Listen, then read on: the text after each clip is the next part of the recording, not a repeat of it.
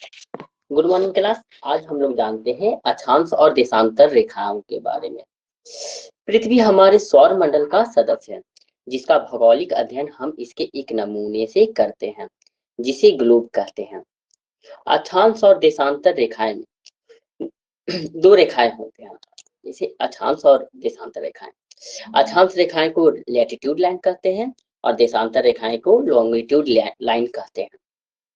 यह एक काल्पनिक रेखाएं होती है। अक्षांश रेखाएं जो पश्चिम से पूर्व की ओर खींची गई रेखाओं को कहते हैं और देशांतर रेखाएं दक्षिण से पूर्व की ओर खींची गई रेखा को कहते हैं। अक्षांश रेखा और जिसे बीच भागों में जो काटती है उसे कहते हैं विषुवत रेखा या मध्याह्न रेखा भी कहते हैं। अक्षांश रेखाएं पश्चिम से पूर्व की ओर खींची गई सभी काल्पनिक रेखाएं अक्षांश रेखाएं कहलाती है। जैसा कि हम लोग देख सकते हैं, ये एक ग्लोब का चित्र है। इसमें उत्तरी ध्रुव दक्षिणी ध्रुव दिया हुआ है, जिसे बीच भागों विषुवत रेखा बीच भागों में काटती है।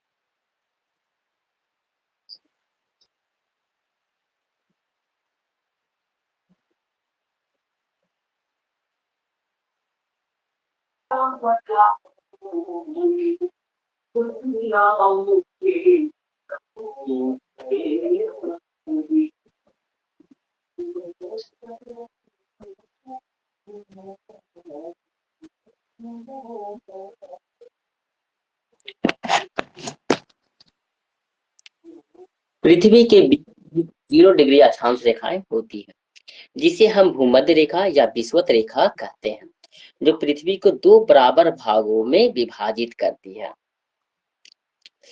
ये जो विषुवत रेखा होती है वो पृथ्वी के को बीचों बीच विभाजित करती है। इस भूमध्य रेखा के उत्तर और दक्षिण में 1-1 डिग्री के अंतराल में 90-90 अक्षांश रेखाएं खींची होती है। किसी भी स्थिति में 90 डिग्री से ज्यादा अक्षांश नहीं हो सकता है। ध्रुव पर 90 डिग्री अक्षांश की स्थिति होती है। ग्लोब पर सभी अक्षांश रेखाएं एक दूसरे के समानांतर होती है और 2 अक्षांशों के बीच 111 किलोमीटर होती है। जितनी भी अक्षांश होते हैं उन दोनों के बीच की दूरी को कहते हैं 21 जून को सूर्य कर्क रेखा के एकदम ऊपर होता है। इस कारण इस दिन उत्तरी गोलार्ध में सबसे बड़ा दिन होता है। जैसा कि हम लोग देख सकते हैं कि जून में हम लोग का गर्म माह होती है, जिसमें से हम लोग की ठीक भारत देश के ऊपर में ही ये पृथ्वी होती है, जो हम लोग को काफी गर्म में मिलती है। और इसी के विपरीत 22 दिसंबर को सूर्य मकर रेखा के एकदम ऊपर होता है। इस कारण यह दिन दक्षिणी गोलार्ध में सबसे बड़ा दिन होता है। जैसा कि अगर हम लोग पूरे ग्लोब को अगर देखा जाए तो इसमें टोटल होते हैं 180 डिग्री अक्षांश का और 180 डिग्री होते हैं जिसे देशांतर रेखा है और अक्षांश होती है। अगर उत्तरी ध्रुव दक्षिणी ध्रुव को बिंदु माना जाए तो कुल अक्षांश रेखाओं की संख्या 79 + 79 + 1 = 189 होगी। अगर रेखा माना जाए तो कुल रेखाओं की संख्या 90 + 91 + 1 181 डिग्री होगी। इसमें 0 डिग्री अक्षांश रेखा को भी शामिल किया गया है। अफ्रीका एकमात्र ऐसा महाद्वीप है जिसे मकर रेखा, भूमध्य रेखा और विषुवत रेखा तीनों रेखा एक समान में काटती है। देशांतर रेखाएं क्या होती है, जिसे हम लोग लॉन्गिट्यूड लाइन से भी कहा जाता है। लॉन्गिट्यूड लाइन वो होते हैं जो पूर्व से उत्तर से दक्षिण की ओर में खींची हुई रेखाएं होती है। इन दोनों लाइनों के बीच 111 किलोमीटर की दूरी होती है। उत्तरी ध्रुव और दक्षिणी ध्रुव को मिलाने वाली काल्पनिक रेखाएं देशांतर रेखाएं कहा जाता है। ध्रुव से भूमध्य रेखा की ओर जाने पर देशांतर रेखाओं के बीच की दूरी बढ़ती जाती है। जैसा कि अगर हम लोग देख सकते हैं,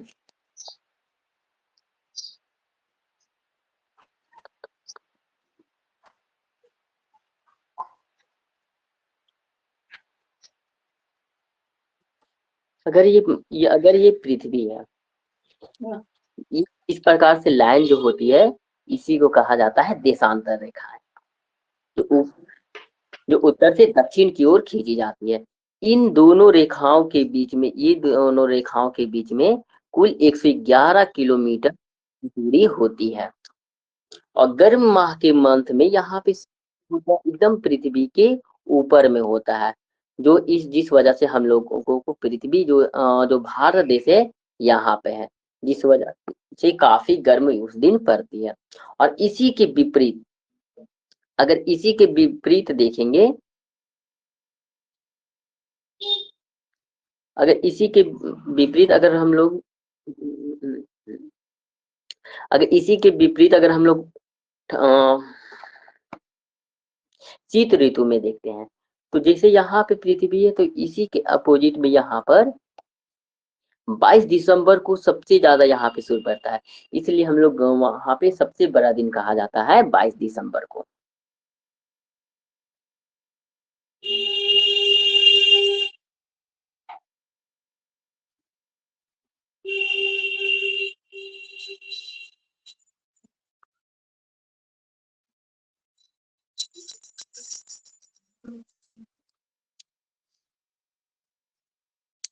देशांतर रेखाएं समानांतर नहीं होती है। दो देशांतर रेखाओं के बीच सबसे अधिक दूरी भूमध्य रेखा पर होती है, जिसे 111 किलोमीटर होती है। 0 डिग्री देशांतर रेखा को प्रधान याम्योत्तर या ग्रीनविच रेखा भी कहा जाता है। इस डिग्री में पूर्व से पश्चिम की ओर हर एक डिग्री के अंतराल में 180 डिग्री रेखाएं खींची होती है। तो कुल मिलाकर देशांतर रेखा ग्लोब पर खींची होती है। 0 डिग्री देशांतर रेखा और 180 डिग्री देशांतर रेखा एक दूसरे के विपरीत होती है। जैसा कि अगर हम लोग क्लास में देख सकते हैं एक एग्जाम्पल के तौर पर,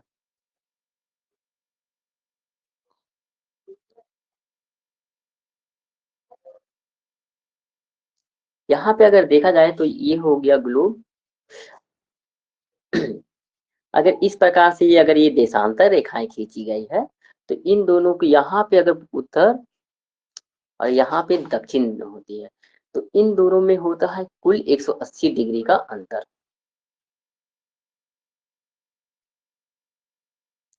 जिस जैसे जैसे ये अगर विषुवत रेखा होती है, यहाँ बीच से जो काटती है, जिस प्रकार से अगर जैसे जैसे अगर हम लोग आगे बढ़ते जाते हैं, उस प्रकार से इसकी दूरी जो होती है कम होती जाती है। जिस प्रकार से अगर हम लोग विषुवत रेखा इधर से बढ़ते हुए जाएंगे, तो इधर से ये दूरी बढ़ती हुई चली जाएगी।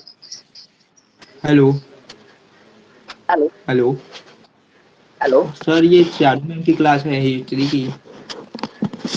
मैम छुट्टी पर है क्या? जी हेलो। मैम, हेलो विभूति। जी विभूति, मैम। जी। हाँ ये क्लास सर ले रहे हैं, इसको आज क्लास लेनी है आपको, ठीक है? आप चाहो तो क्लास किच छुट की के ये कर सकते हो। क्या? ये ज्योग्राफी पढ़ा रहे हैं सर। जियोग्राफी है ना? हाँ हाँ हाँ। ओके, और आपकी क्लास नहीं है आज? आज नहीं होगी, ठीक है। ओके ठीक। जी सर, आप कंटिन्यू करिए। Okay ma'am. जिस प्रकार से ये विषुवत रेखा की ओर हम लोग बढ़ते हुए जाएंगे, उस प्रकार से इसे दूरी जो है ध्रुव से दूरी बढ़ते हुए चली जाएगी।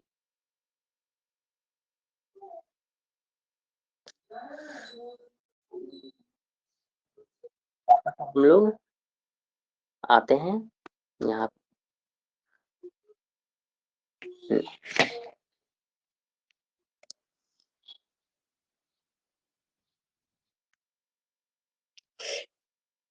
इस 0 डिग्री देशांतर रेखा से पूर्व और पश्चिम की ओर हर एक एक डिग्री के अंतराल में 180 डिग्री देशांतर रेखाएं खींची गई हैं।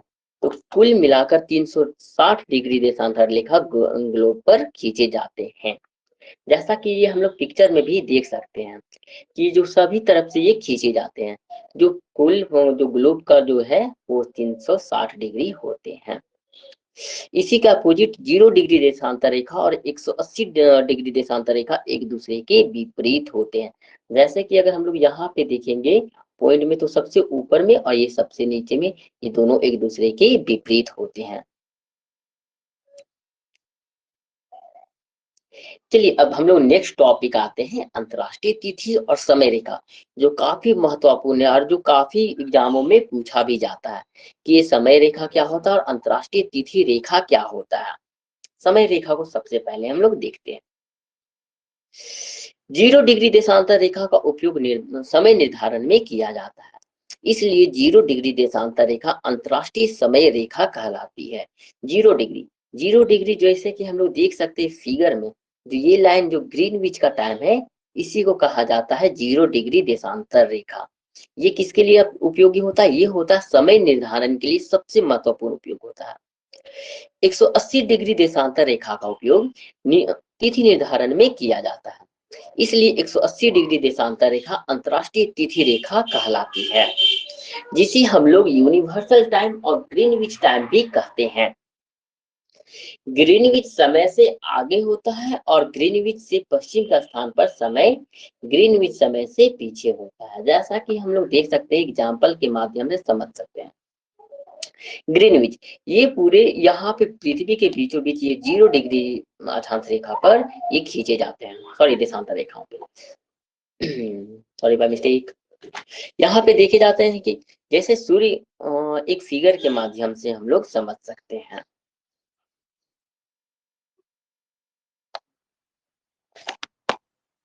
फिगर के माध्यम से हम लोग समझते हैं। व्हाइट बोर्ड देखिएगा, अगर जैसे ये ग्लोब है, इसके बीचों बीच ये होता है 0 डिग्री यानी उत्तर रेखा। अगर ये रेखा जिस प्रकार से ये होता है और भारत देश है यहाँ पर, फिगर थोड़ा इधर उधर हो गया है, थोड़ा बस समझने के लिए हम लोग देखते हैं। जैसा कि अगर जिस प्रकार से अगर पृथ्वी यहाँ पे आती है पश्चिम से पूर्व की ओर, यहाँ पे इस समय में आती है, तो जैसे जैसे यहाँ पे इस प्रकार से आएंगे पृथ्वी, उस प्रकार से समय जो है बढ़ते हुए चला जाता है। जो इस चीज को हम लोग इंग्लिश में कहा जाता है GMT, Greenwich time. Greenwich time जो लंदन से स्टार्ट होता है, लंदन से या भारत का समय है 5.5 घंटे का अंतर होता है। तो जैसे जैसे ग्रीनविच समय में आता है उस प्रकार से समय ये जो है बढ़ते जाता है। तो जिस प्रकार से ये आते ही रहेंगे और ये इस प्रकार से ये राउंड होते हैं। तो ये ग्रीनविच से जब भी अगर हम लोग देखा जाएगा तो राइट साइड में जब ये दाई ओर सूर्य का भ्रमण होता है, तो ये जो घूर्णन के समय में यहाँ पे हर एक समय में प्लस में समय जाता है, और जब ये पश्चिम की समय तरफ जाएंगे समय जब भी, तो ये होता है नेगेटिव में, इसका समय को देखा जाता है। हम लोग आगे में देखते हैं, PDF के माध्यम से हम लोग समझने का।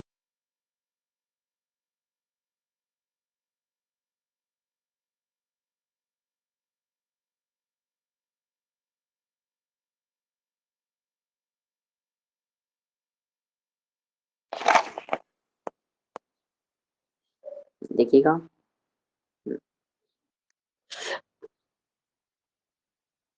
जो ग्लोब होती है वो टोटल होता है 360 डिग्री, 360 डिग्री, ठीक है। ये एक दिन में मतलब 24 घंटे में ये 360 डिग्री, ये 360 डिग्री का घूर्णन करती है, का परिक्रमा पूरा करती है। अगर हम लोग देखते हैं एक एक दिन में अगर 360 डिग्री, अगर 1 घंटे का समय अगर निकालना हुआ, 360 से क्या करेंगे, डिवाइड करेंगे 24 को, 24 को डिवाइड करते हैं तो ये टोटल आएंगे 15 डिग्री। 15 डिग्री आते हैं। मतलब ये समझ में आता है कि 1 आवर में 1 आवर में ये 15 डिग्री का गुणन पूरा करते हैं। तो अगर हम लोग देखते हैं, अगर हम लोग को 1 डिग्री का निकालना हुआ तो 1 घंटे में टोटल होते हैं 60 मिनट। तो ये 60 मिनट में 15 डिग्री ये पूरा करते हैं। अब यही अगर हम लोग को देखना 1 डिग्री में कितना समय लगता है, तो 15 डिवाइडेड बाई 60 करेंगे।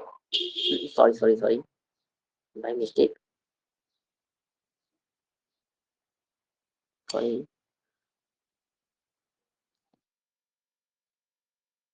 60 डिवाइडेड बाई 15। तो यहाँ पे ये कट 4 डिग्री 4 डिग्री 4 डिग्री आता है। तो मतलब है कि 1 डिग्री घूमने में 4 मिनट का समय ये लेते हैं, 4 मिनट का समय लेते हैं। तो ग्रीनविच, जो ग्रीनविच का जो जीएमटी का टाइम है, जीएमटी का, वो जीएमटी का टाइम यहाँ पे जो है वो है 0 डिग्री से स्टार्ट होता है। और भारत जो है 82.5 डिग्री पर ये भारत ग्रीनविच से आगे में रहता है। तो इसका अगर हम लोग ग्रीनविच से समय अगर निकालते हैं, जो जीएमटी में इंग्लैंड का समय, जो लंदन का समय आता है, तो अगर 80 डिग्री का निकालते हैं तो 82, जैसा कि अभी हम लोग देखे थे कि 1 डिग्री बराबर 4 मिनट का समय होता है, ठीक है। तो यहाँ पे अगर जब भी अगर हम लोग 1 डिग्री बराबर 4 मिनट, तो अगर 4 से अगर मल्टीप्लाई करते हैं तो इसका जो समय है वो आएगा 0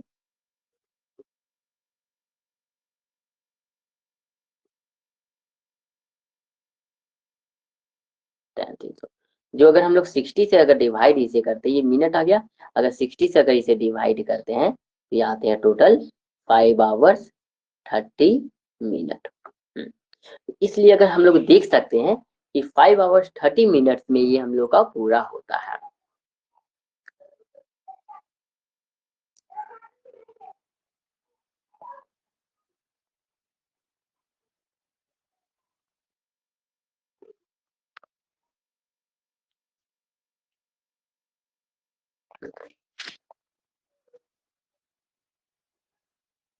जिस प्रकार से अगर हम लोग विभिन्न स्थानों का स्थानीय समय ज्ञात करना हुआ, तो देखिए एक दो एग्जाम्पल यहाँ पे लिए हैं।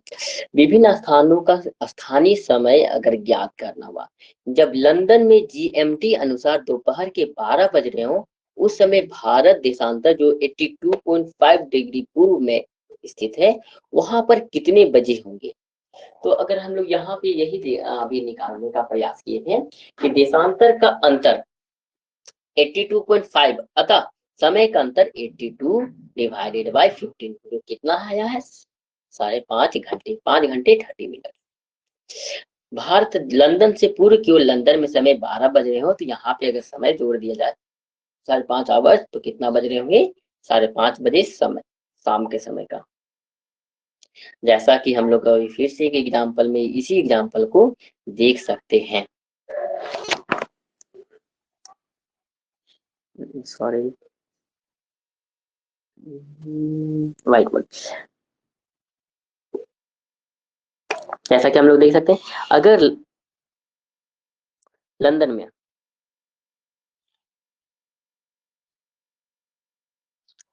कितने बजे होंगे, 12 बज रहे होंगे, ठीक है। तो अब हम लोग देखेंगे कि भारत में उस समय में कितने बज रहे होंगे। तो जीएमटी में भारत के कितने डिग्री पे है, 82.5 डिग्री पर स्थित है। तो अब जब हम लोग नेक्स्ट में देखते हैं, 1 डिग्री बराबर कितना टाइम लगता है, 1 डिग्री बराबर 4 मिनट। तो जब हम लोग डायरेक्ट यहाँ पे अगर निकालते हैं, अगर 4 मिनट, तो यहाँ पे टोटल आ जाएंगे 3300। अगर हम लोग 15 से अगर डिवाइड करते हैं 60 से,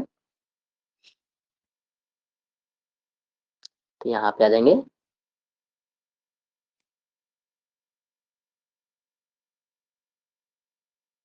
5.5, 5.5 आ गया। जब अगर हम लोग यहाँ पे 5:30, तो समय के अनुसार हो गया 5 आवर्स 30 मिनट। तो वहां पे 12 बज रहे होंगे, तो यहाँ पे कितने बज रहे होंगे? तो 12 बजे के समय में अगर इसको ऐड कर लिया जाता है तो कितने बज रहे होंगे? 5:30 PM के टाइम का हो बज रहे होंगे। ठीक है, ये समय समझ में आया? ये 12 बजकर PM का ये समय है, 12 PM का समय है।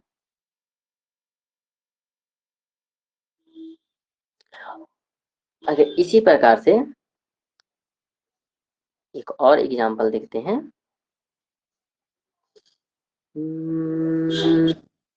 हम लोग आते हैं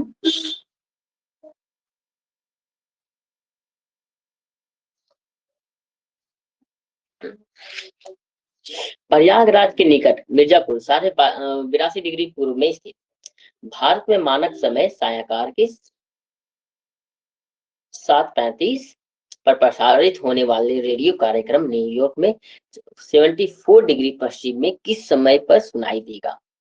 देशांतरीय अंतर कितना है?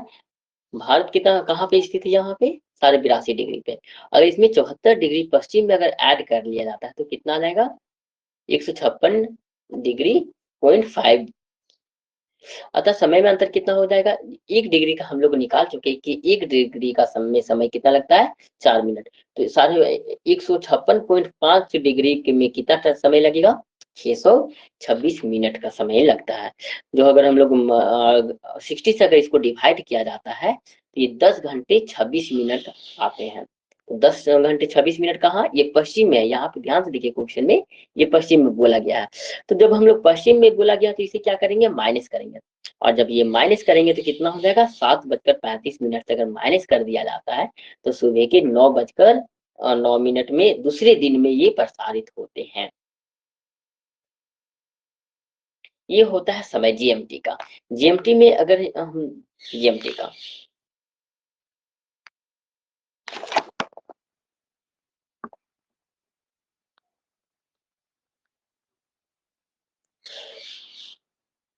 अगर ये ग्लोब है तो जब भी अगर हम लोग पूर्व में जाएंगे, पूर्व की तरफ, तो समय में को क्या करना पड़ेगा? प्लस करना पड़ेगा। और जब भी अगर हम लोग पश्चिम में इधर से जाते हैं, तो पश्चिम में जाते हैं तो क्या करना पड़ेगा? जब भी जितना भी समय बचे होंगे तो पूर्व में जाने से जाएंगे तो उस समय प्लस करेंगे, और पश्चिम में जाएंगे तो क्या करेंगे? माइनस करेंगे। अगर देशांतर के अगर मान लेते हैं कि भारत कितना है? 82 डिग्री पे स्थित है। भारत कितना पे है? 82.5 डिग्री पर है। ये पूर्व में है भारत। अगर इसी प्रकार से अगर भारत के किसी भी समय स्थान का भी समय निकालना रहा, तो यहाँ पे अगर मान लेते भारत से आगे अगर एक जगह पे अगर किसी भी जगह पे अगर 80 डिग्री पे अगर हम लोग का समय निकालना हुआ कि 80 डिग्री पे है GMT के अनुसार पूर्व में, तो हम लोग को उस समय में कितना हो रहा था? तो उस समय क्या करेंगे? सबसे पहले 1 डिग्री में कितना टाइम लगता है? 1 डिग्री इक्वल टू टाइम लगते हैं 1 डिग्री इक्वल टू टाइम लगते हैं 4 मिनट। तो 80 डिग्री में कितना समय लगेगा? 80 इंटू 4 कितना हो गया? 320। अगर 320 हो गए तो इसको 320, ये तो क्या निकला है? मिनट निकले हैं। अगर मिनट को अगर से हम लोग को क्या करना पड़ेगा? आवर्स में अगर कन्वर्ट करना होगा, इसको जब भी करेंगे तो ये आ जाएगा कितना?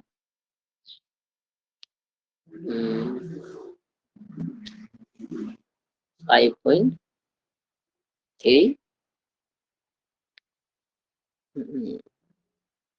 5.33 ये समथिंग में आएगा।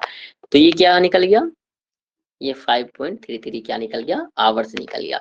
तो जितने भी समय लगे होंगे तो उसमें क्या करना? अगर 12 बजे होंगे तो 12 इसमें क्या कर देंगे? प्लस कर देंगे। तो जितना भी आ जाएगा तो कितना आ जाएगा? ये समय शाम का निकल कर आ जाएगा। अगर यही अगर हम लोग को पश्चिम में समय निकालना होगा कि पश्चिम में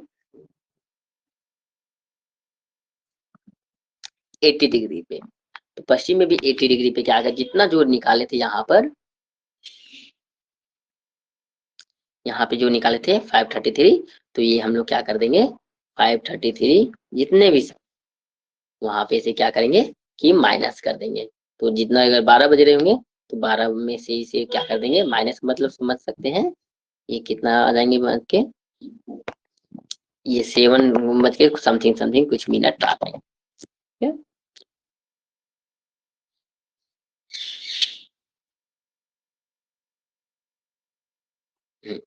अब वापस हम लोग चलते हैं फाइल।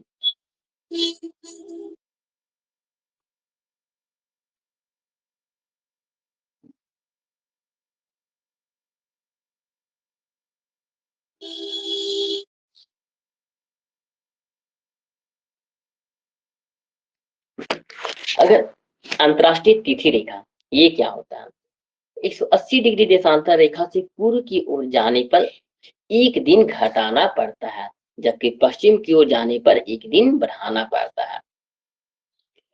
जैसा कि हम लोग देख सकते हैं अंतरराष्ट्रीय तिथि रेखा, अगर ये है पृथ्वी, अगर ये देशांतर रेखा, अगर यहाँ से अगर हम लोग को पूर्व से यहाँ पूर्व से पश्चिम है ना, अगर इधर से अगर हम लोग को पूर्व से पश्चिम जाना रहता है तो क्या होगा, एक दिन का समय प्लस होगा। अगर ये एरो इधर का है, अगर इधर से अगर इधर जाते हैं तो क्या करना पड़ेगा, एक दिन का हम लोग को समय को लेस करना पड़ता है, घटाना पड़ता है। क्यों, तब हम लोग को एक्यूरेट वैल्यू पता चलता है कि हाँ आज कौन सा दिन है और उस दिन भी कौन सा दिन होगा।